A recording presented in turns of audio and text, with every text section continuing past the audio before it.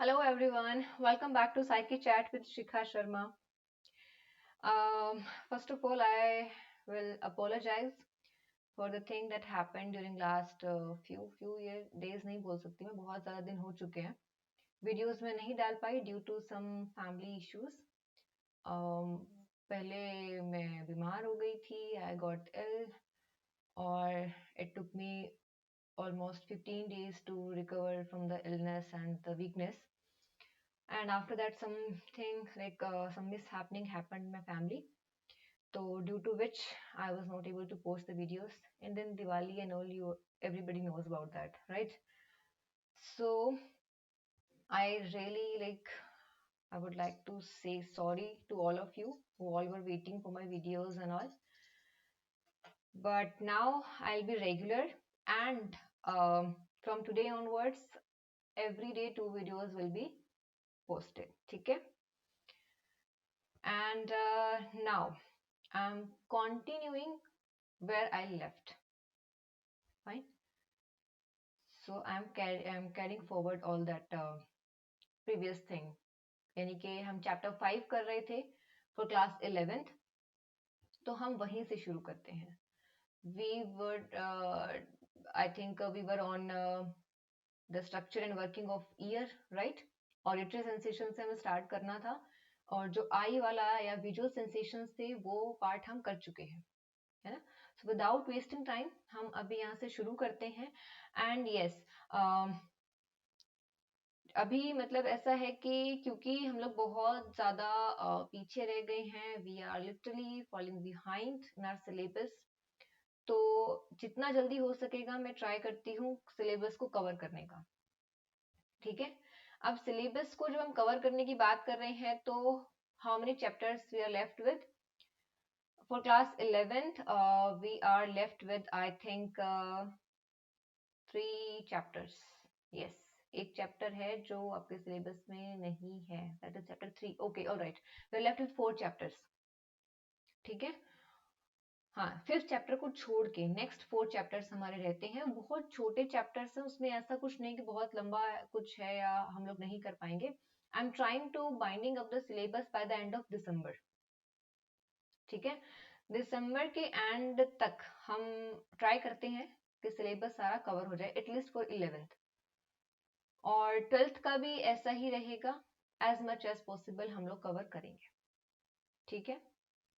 All right, so without wasting time let me start with the topic. All right, चलिए let's start with the topic. Okay, auditory sensations. Just give me a moment.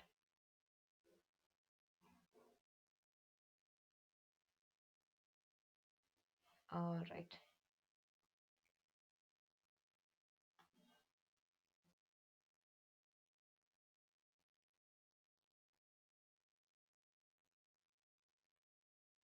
Okay, so auditory sensations, यहाँ से हमें शुरू करना है. Audition क्या होता है और हियरिंग, राइट? हम सुन सकते हैं चीजों को किस तरीके से, with the help of our ears, right? Okay, so audition and hearing is an important sense modality that carries great value for us. Of course, very much important hearing, है ना?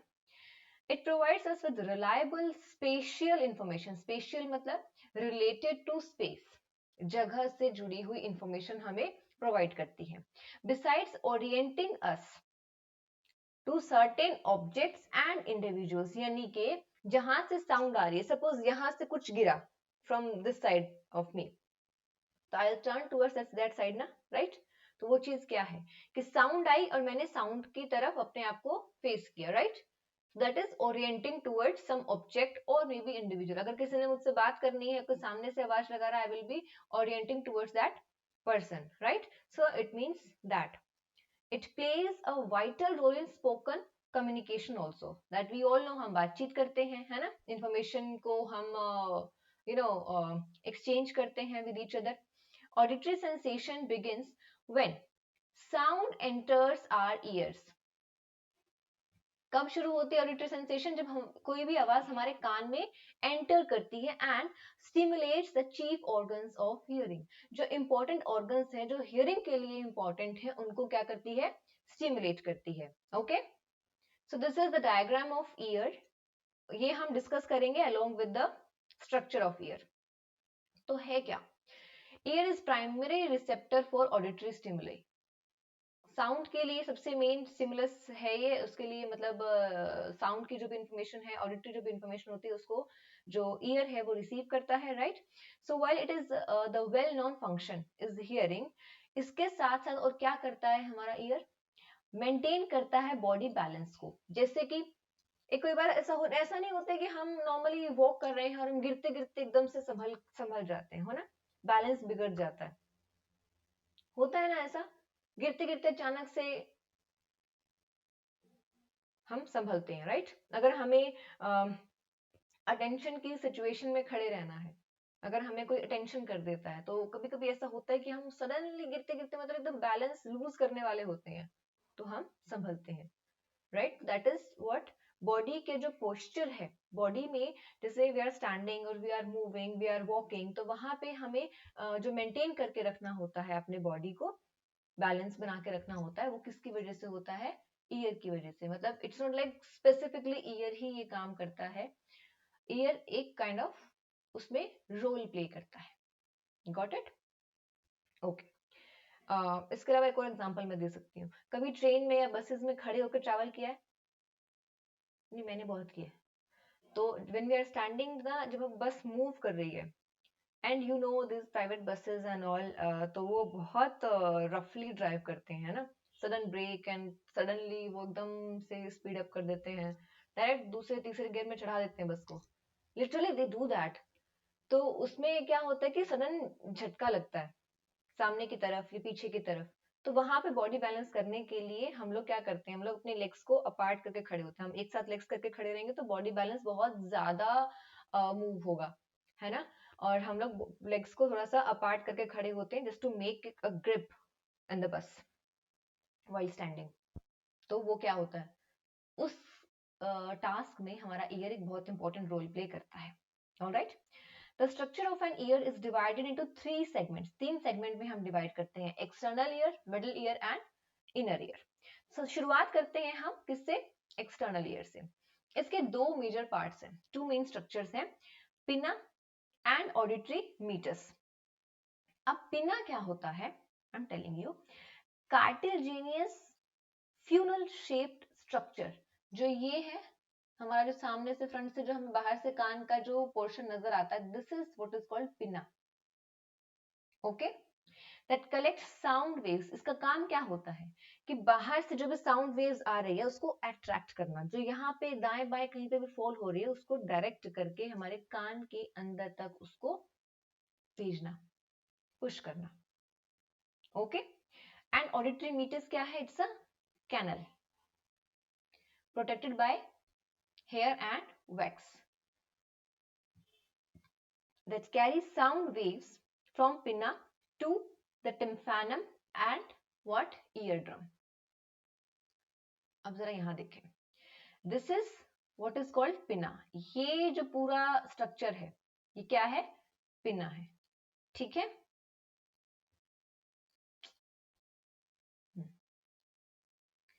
यहां तक ये जो पोर्शन है ये हमारा फर्स्ट पार्ट है, एक्सटर्नल ईयर।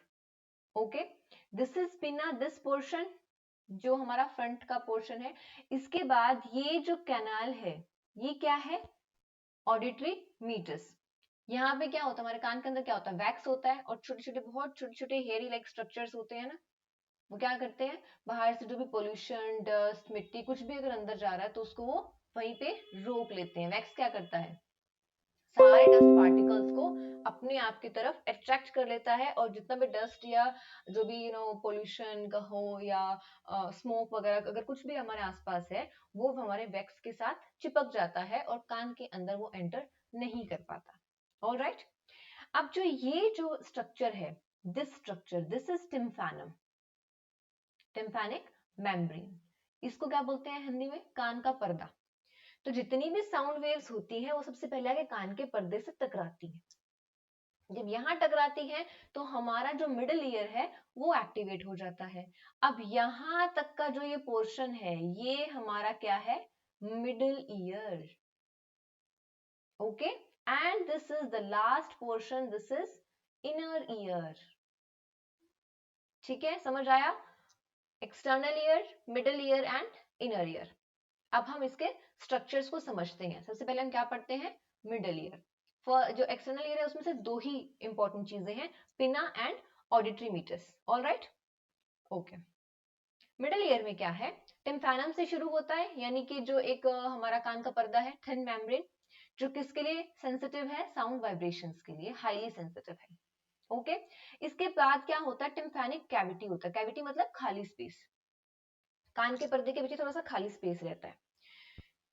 ये जो खाली स्पेस है वो किससे कनेक्टेड है, फार्नेक्स से कनेक्टेड है with Eustachian tubes. Eustachian tubes क्या होती है, देखो मैं बताती हूँ। ये है यूस्टेकियन ट्यूब्स, यहाँ से कहाँ पे जाते हैं ये जो ट्यूब है ये कहाँ से कनेक्ट करती है ईयर को, हमारे जो अंदर थ्रोट का जो वोकल पोर्शन होता है उसमें आपने पढ़ा होगा, जब हम थ्रोट के बारे में पढ़ते हैं ना 10th क्लास में, उसमें आपने पढ़ा होगा फार्नेक्स के बारे में, दैट इज वहां से ये कनेक्ट करती है। तो यहाँ जो साउंड वाइब्रेशंस हो रही हैं या यहाँ पे जो हमारी साउंड रिलीज हो रही है वो हम कान में सुन सकते हैं ड्यू टू विच लाइक, और इसका मेन टास्क क्या होता है कि कान का जो भी हमारा मेम्ब्रेन है, टिम्पैनिक मेम्ब्रेन, जो उसको हम कान का पर्दा बोलते हैं, उसके पीछे एयर का जो प्रेशर है उसको मेंटेन करके रखना। ठीक है, समझ आ रहा है ना? तो वहां पे अंदर कान के अंदर जो एयर का प्रेशर है वो कौन मेंटेन करता है, यूस्टेकियन ट्यूब मेंटेन करते हैं with the help of what, pharynx, क्योंकि वो उससे कनेक्टेड होती है। ठीक है, अब यहाँ पे हम बात करने वाले हैं इन तीन मेन ऑसिकल्स की। ये तीन यहाँ पे हड्डियां हैं, छोटी छोटी सी हड्डियां होती हैं। ठीक है, इनके बारे में हम पढ़ने वाले हैं। ओके, तो इसका काम क्या होता है, which maintains air pressure in the tympanic cavity. From the cavity, the vibration pass to the three ossicles. Vibration कहाँ तक जाती है, 3 ossicles तक। मैंने बताया 3 ossicles के बारे में पढ़ेंगे जिनको हम क्या बोलते हैं, the first one is malleus, then incus and then steps, या फिर इनको हम क्या बोलते हैं, hammer, anvil and stirrup। जो hammer है वो hammer की ही शेप का लगता है, that is called malleus और hammer। They increase the intensity of sound. इनका मेन काम क्या होता है, जो साउंड कान के पर्दे से होके कान के अंदर एंटर कर रही है उस साउंड की इंटेंसिटी को 10 टाइम्स मल्टीप्लाई कर देना, 10 गुना उसको बहुत ज्यादा बढ़ा देती है, मतलब वो बहुत तेज साउंड होती है उसके अंदर। ठीक है, अब देखो दिस इज मिलस, ये देखो ये यहाँ से मिलस है, यानी कि हैमर है, देखो दिख रहा है ना हथौड़े के जैसा सा, हैमर के जैसा थोड़ा सा शेप दिख रहा है। इसको पकड़े हुए है कौन, इनकस, इनकस ने इसको पकड़ा हुआ है, इसको हम बोलते हैं क्या, एनविल। ऑल राइट, एनविल से क्या कनेक्टेड है, थर्ड स्टेप। स्टेप मतलब क्या होता है, स्टिरअप। स्टेप्स क्या होता है, घोड़े की जो खुर होता है ना, घोड़े का जो पैर होता है उसके जैसे शेप का, है ना, कुछ इस तरीके की शेप का है क्या, स्टेप्स और स्टिरअप। ऑल राइट, 3 हड्डियां हैं, छोटी छोटी सी हड्डियां होती हैं, आपस में से रगड़ खाती हैं, जैसे जैसे साउंड आती है अपने आप में उसमें एक वो होता है घर्षण type, you know what friction होती है, और उस फ्रिक्शन को का काम क्या होता है, जो साउंड आई है उसको 10 टाइम्स मल्टीप्लाई कर देना। ऑलराइट, चले अब हम नेक्स्ट पढ़ते हैं किसके बारे में,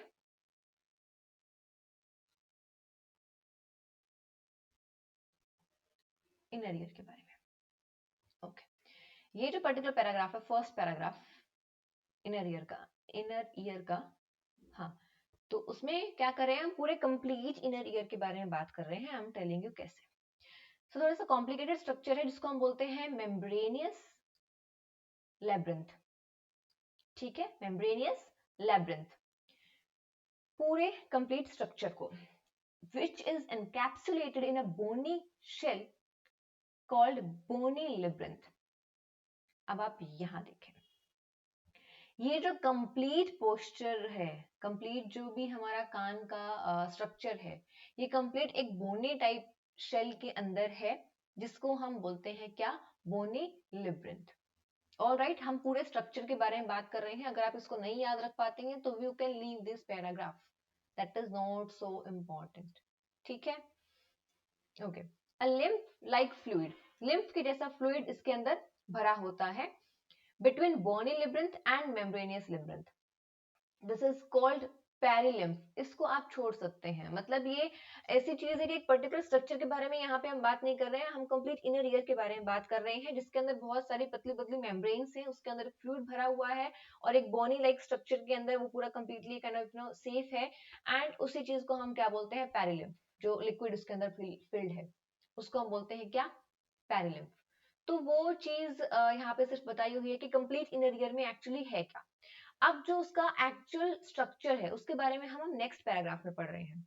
सो बोनी लिब्रिंथ और labyrinth has 3 semi circular canals, 3 semi circular canals हैं जो क्या है, एक दूसरे के ऊपर राइट एंगल है, और एक कैविटी कॉल्ड वेस्टिब्यूल, उसके अंदर ये तीनों जो कैनाल्स हैं वो वहां पे मौजूद हैं। व्हाट आई एम डूइंग, ये देखिए, ये जो तीन है यहाँ पे 3 सेमी सर्कुलर कैनाल्स हैं, ठीक है, ये एक दूसरे के ऊपर राइट एंगल है।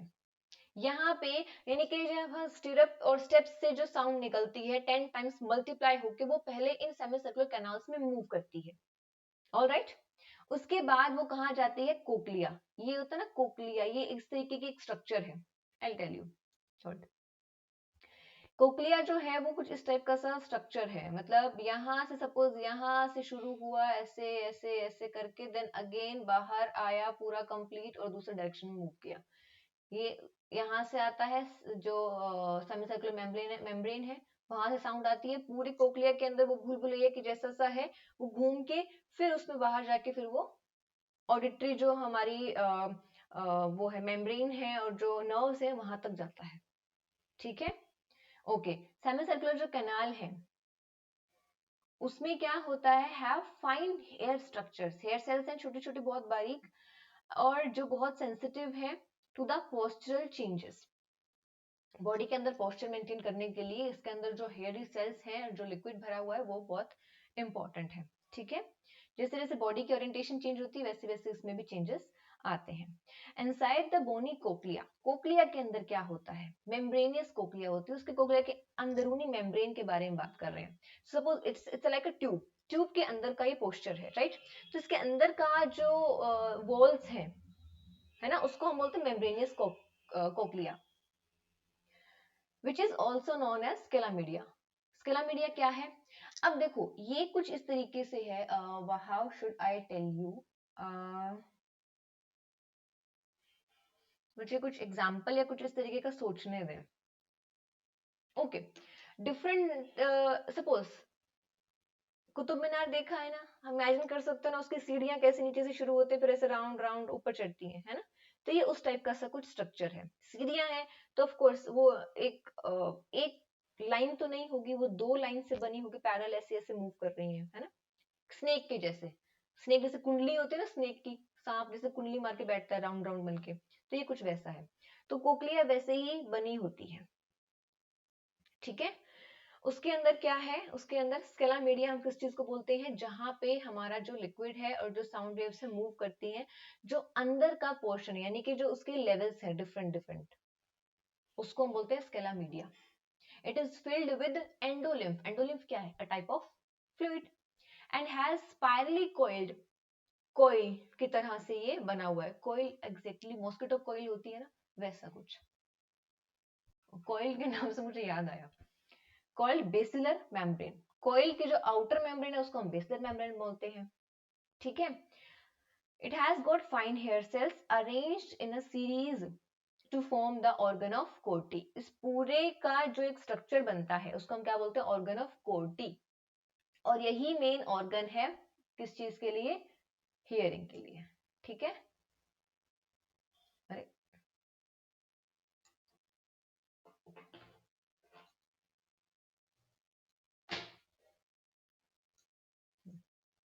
तो ये क्या है, कोक्लिया है, कोक्लिया के को पूरा हम क्या बोल सकते हैं, ऑर्गन ऑफ कोर्टी। यहां से क्या जुड़ी हुई है, ये वेस्टिबुलर नर्व्स, फेशियल नर्व्स और जो हमारी बेसिकली इंटरनल ऑडिटरी मीटर्स है, यहाँ से आगे हमारी जो साउंड वेव्स है वो कहाँ जाती है, हमारे ब्रेन तक जाती है। ठीक है, समझ आया? Structure done. अब हम बात करते हैं किसकी, वर्किंग की। वर्किंग कैसे होती है ईयर की।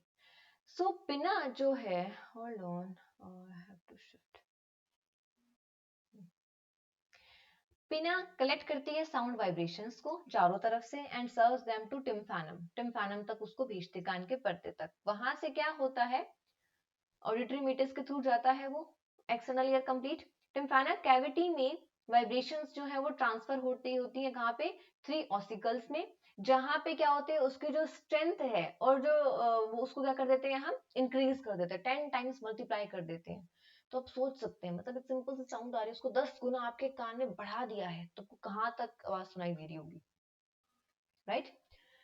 Transmit them to the inner ear, यहाँ से इनर ईयर तक साउंड जो है वो जाती है। इनर ईयर में कोक्लिया रिसीव करती है साउंड वेव्स को, और उसके बाद एंडोलिम्स जो है वो एक मोशन मूवमेंट होती है उसके अंदर, which also vibrates the organ of कोटी। उसकी वजह से क्या होता है, ऑर्गन ऑफ कोटी में वाइब्रेशंस होती हैं। एंड फाइनली इम्पल्सेस जो है वो सेंड होती है कहाँ पे, ऑडिटरी नर्व्स तक, which emerges at the base of, जो कहां से शुरू होती है, कोक्लिया के बेस से शुरू होती है, right. Reaches to the auditory cortex, वो ऑडिटरी कॉर्टेक्स तक पहुंचती है, जहां पे हम उसको इम्पल्सेस को क्या करते हैं, इंटरप्रेट करते हैं और उसको मीनिंग देते हैं, right. So this was all about year, structure and working of year. तो वर्किंग में ऐसा कुछ है नहीं, 2-3 चीजें आपको बस याद रखनी है, मतलब 2-4 नाम आपको याद रखने हैं, ठीक है। तो बहुत डिफिकल्ट नहीं है, इसको 1-2 बार पढ़ेंगे तो आपको बहुत इजीली याद हो जाएगा। हाँ, नाम आपको थोड़े से याद रखने पड़ेंगे, जैसे जो हमारी 3 बेसिक छोटी छोटी सी बोन्स हैं कान के अंदर, जो कहाँ पे है, मिडिल ईयर में है, इनकस और स्टेप्स और क्या, मेलस, हाँ, या हैमर, एनविल और स्टिरअप। तो उनको आपको याद रखना पड़ेगा, ठीक है। एक तो हथौड़े जैसा है, एक घोड़े की खुर के जैसा है, और दूसरा क्या है, एनविल। तो वो इस तरीके से आपको याद रखना पड़ेगा थोड़ा सा। तो वो चीजें मतलब नाम आपको थोड़े थोड़े याद रखने ही पड़ेंगे, और कोई ऑप्शन नहीं है आपके पास, ठीक है। फर्स्ट टाइम थोड़ा सा ऐसा लगता है कि अजीब है। ऑनेस्टली बताऊं, जब मैंने टीचिंग की शुरुआत करी थी, मैं ईयर के स्ट्रक्चर से बहुत डरती थी, क्योंकि मैंने कभी नहीं पढ़ा था, मैंने स्कूल टाइम में भी नहीं पढ़ा, मैंने कॉलेज में भी इसको छोड़ दिया कि मुझे नहीं समझ आएगा करके, ऑनेस्टली।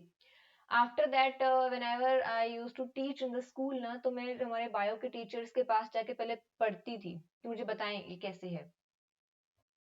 मुझे थोड़ा बहुत समझ आया, तो जितना समझ आता बच्चों को समझाती। एंड एनी हाउ, मतलब वी यूज टू मैनेज थोड़ा समझ के, एंड आई यूज टू से कि ठीक है, कोई डाउट है तो आप इस बायो वाले टीचर के पास जाएं। और उसके बाद when I was in other school, I shifted to the other school, I changed my school। तो वहाँ पे जो बायो की टीचर थी, वहाँ पे एक्चुअली ईयर का मैंने वो what should I say, क्या बोलते हैं उसको, स्ट्रक्चर, मतलब जो हार्ड उसमें रहता है, हाँ, वो मैंने देखा, कंक्रीट फॉर्म में जो स्ट्रक्चर रहता है ईयर का, वो मैंने देखा। उसको देख के मुझे थोड़ा समझ आया, लिटरली थोड़ा, मुझे थोड़ा समझ आया।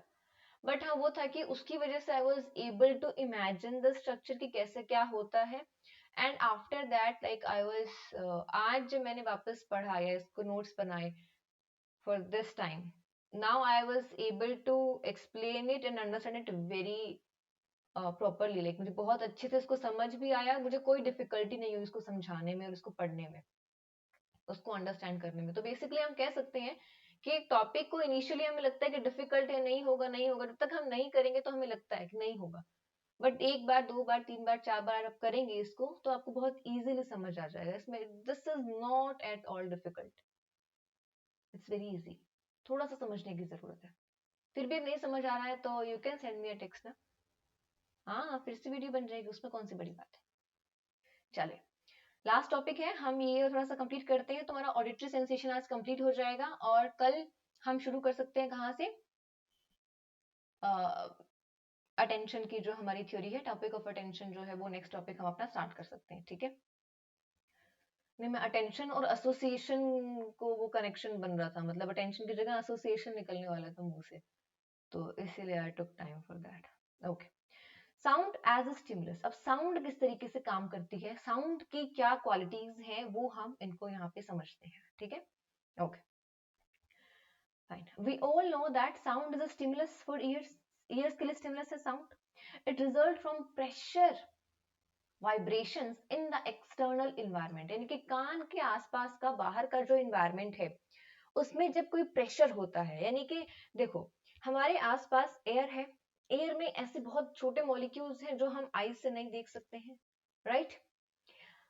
जब हम बोल रहे हैं या कोई भी साउंड आ रही है तो जो मॉलिक्यूल्स है उनमें मूवमेंट हो रहा है, बैक एंड फोर्थ आगे पीछे का मूवमेंट हो रहा है। वो जो फ्रिक्शन बन रही है उसकी वजह से कान के आसपास यहाँ पे प्रेशर बन रहा है एयर का, उस प्रेशर की वजह से हम हमारे कान के अंदर जो है कुछ जो पोर्शन में साउंड है वो एंटर करती है। समझ आया?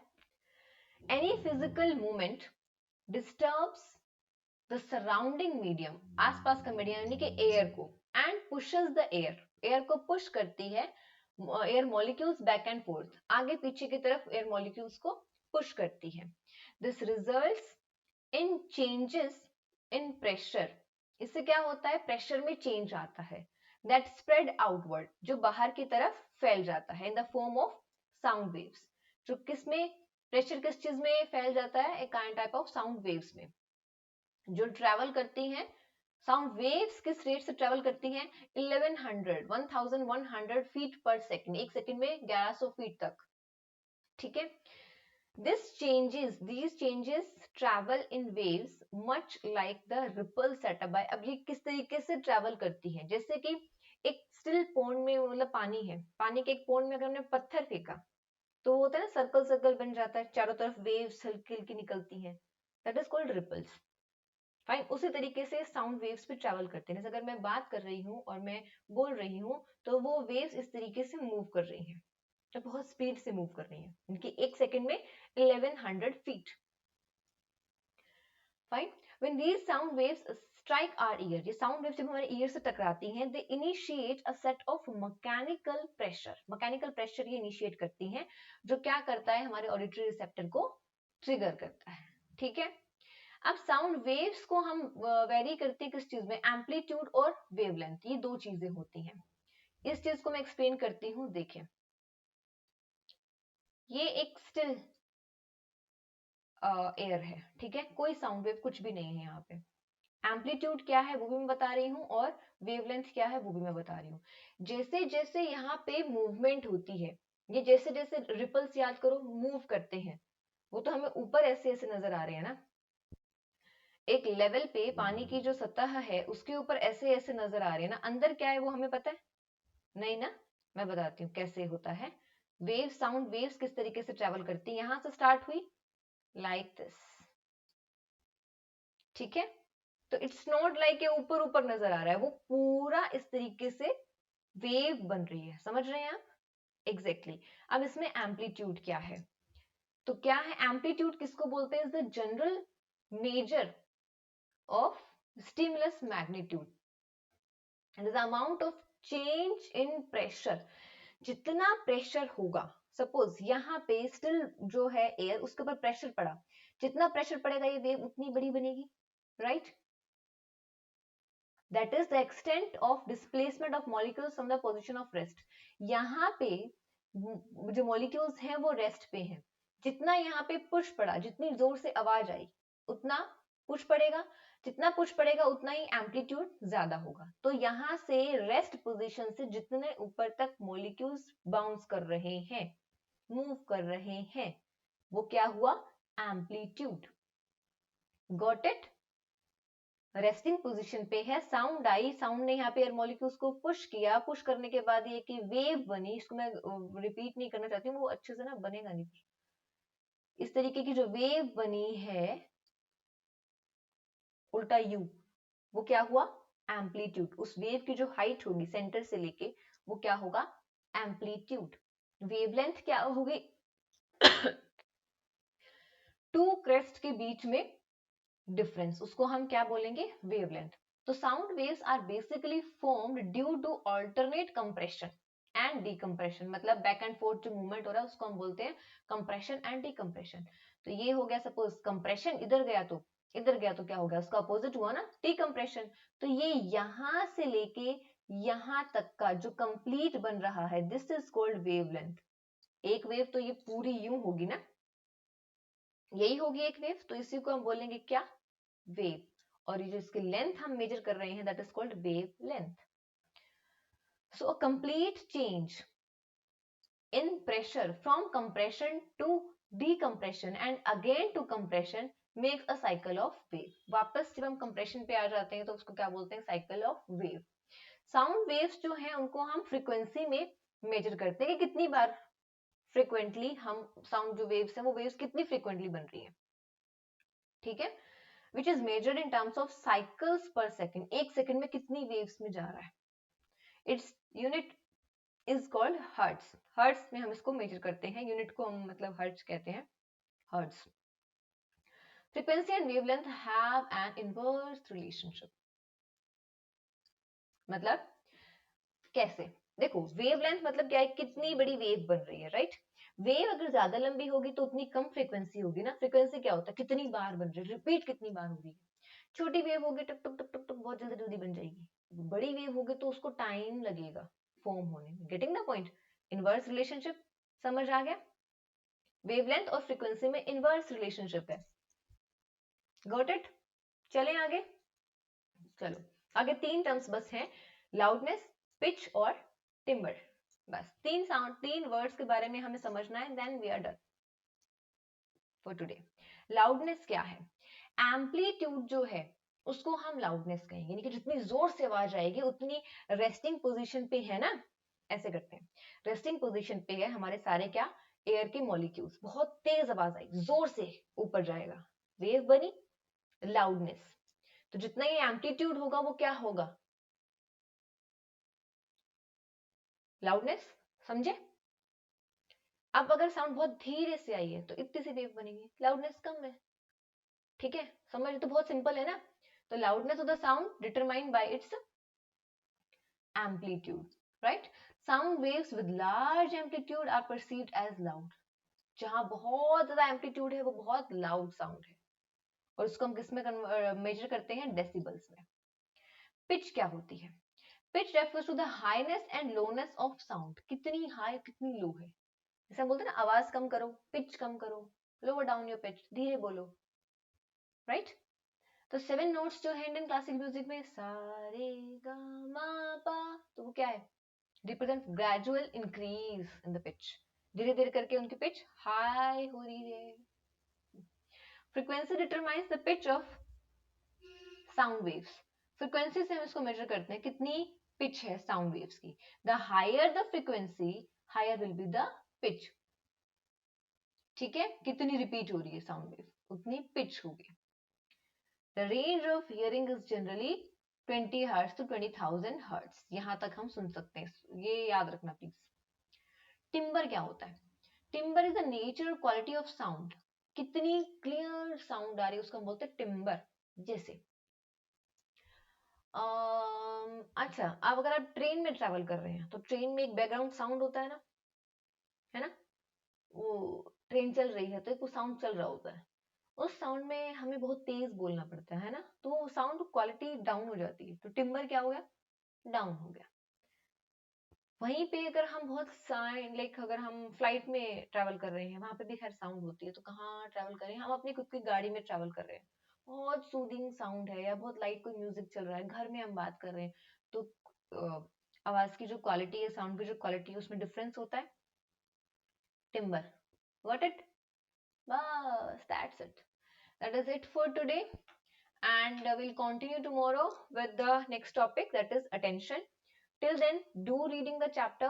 कोई doubts हैं तो please let me know. You can send me a text on my Telegram channel, that is Psyche Chat with Shikha, और उसका लिंक आपके डिस्क्रिप्शन बॉक्स में गिवन है, आप ज्वाइन कर सकते हैं चैनल। कोई डाउट्स है तो आप मुझे प्लीज बताइए, and if you are liking the video, if you are understanding whatever I am teaching, then please do like, subscribe and share the channel. Thank you so much. Bye bye, take care.